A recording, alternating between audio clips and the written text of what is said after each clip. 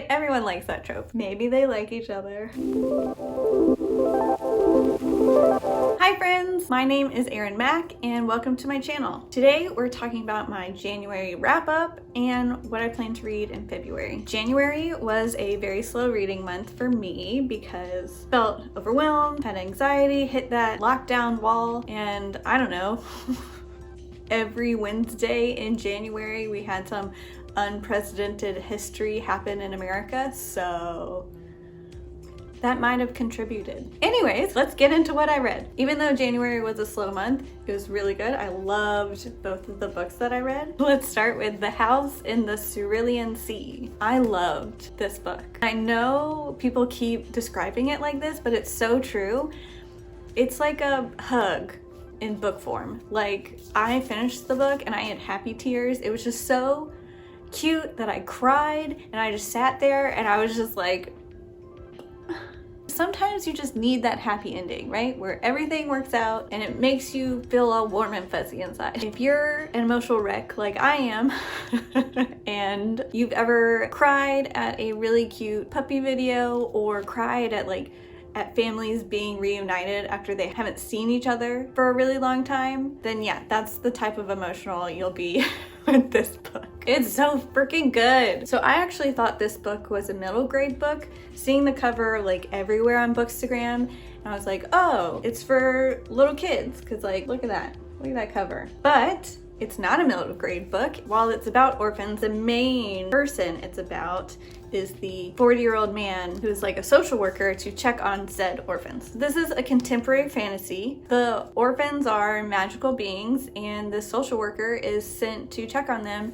to make sure that they're not going to bring about the end of the world. You have overcoming prejudices, you have found family. It's just so sweet. I love it so much.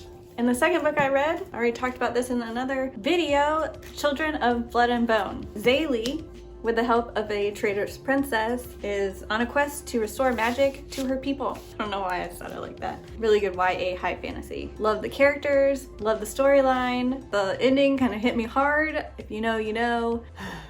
I really enjoyed this book and I can't wait to read the second one, which brings me into what I'm reading in February. Okay, I'm a dork. First, I want to talk about my intentions for reading this year. Last year, I kind of went into this huge reading slump and didn't read as many books as I wanted to.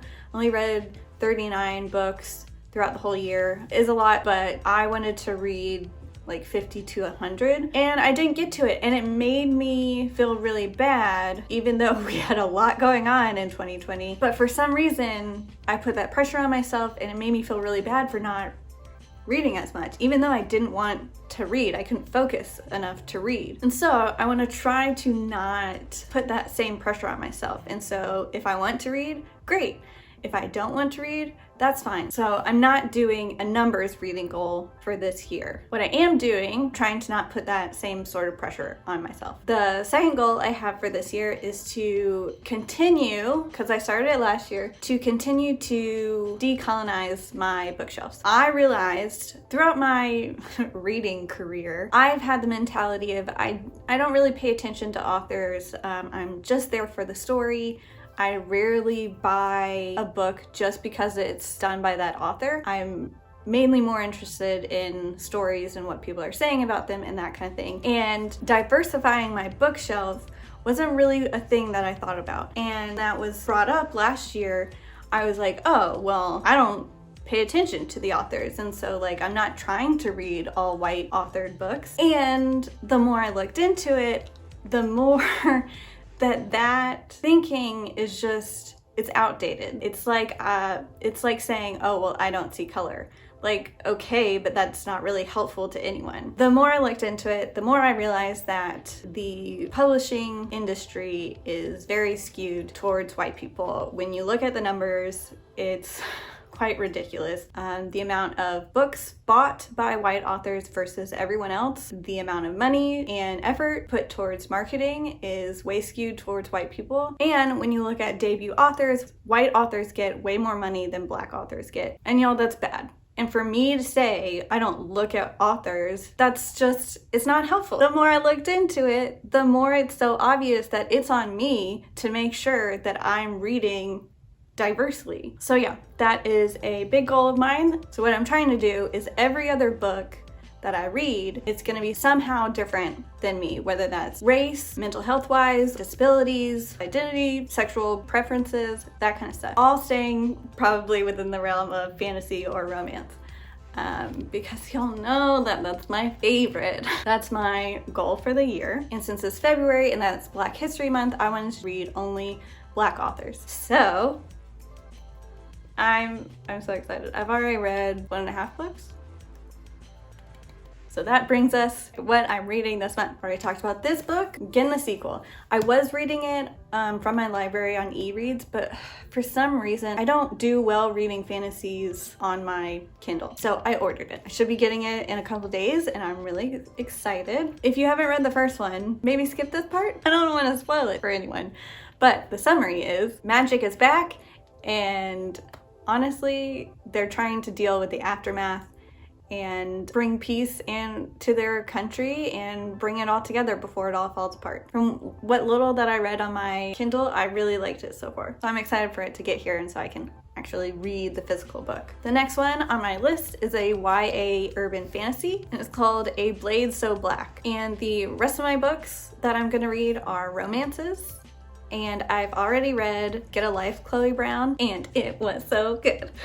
It was so good. I loved it so much. They're just so cute and it made me smile, and it was kind of enemies to lovers. It was so cute. I will say it does deal with chronic illness and relationship abuse. Just if you need content warnings, there is that. Chloe Brown has like a near-death experience and realizes that she hasn't really done anything with her life, and she sets out to get a life. Through that, she meets Red. They don't like each other at first, and of course they're somehow thrown together, and she enlists him to help her get a life. And oh my gosh, it's so cute. There's so many good quotes about love and relationships in like a real way, and it made my heart melt. And it's very steamy. So heads up. So I've already read that one. My next one, it's a sequel to that one. It's called Take a Hint, Dani Brown. I've started it and I really like it. In this one, you have the fake relationship trope. Right? Everyone likes that trope. Once again, I really like the author's writing because it's real. Sometimes contemporary romance novels can be like super cheesy in their dialogue. This is not it. I think she does a really great job of capturing flirting without it being cringy or super cheesy. You got Dani Brown, who is like this cool, badass chick who is a professor, and she's friends with the security guard, Zaf, who is like this big burly dude. Everyone thinks he's kind of scary, but they're friends, and he's not really scary. He's kind. Certain events happen and a video is taken of them looking like they're a couple, and it goes viral, and to help his nonprofit get off the ground, they decide to continue this fake relationship. Maybe they like each other. It's a romance. You know they like each other. Okay. But there's obstacles in the way. Those are both contemporary romances and they are spicy.